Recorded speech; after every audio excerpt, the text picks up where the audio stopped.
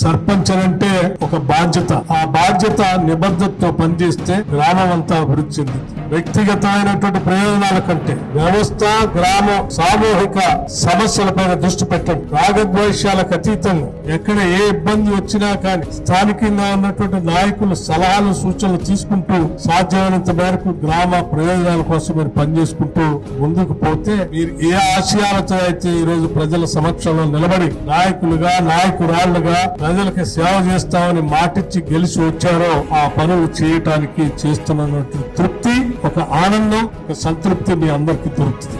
అలా చేయటానికి కావలసినటువంటి ధైర్యాన్ని, శక్తిని, సహకారాన్ని స్థానికంగా ఉన్నటువంటి నాయకత్వంతో పాటు నేను కూడా మీ వెన్నంటి ఉంటానని, ఆ గ్రామ సమస్యల పరిష్కారం కోసం నా వంతు ప్రయత్నం కూడా నేను చేస్తానని చెప్పి మీ అందరికీ మాటిస్తున్నాను.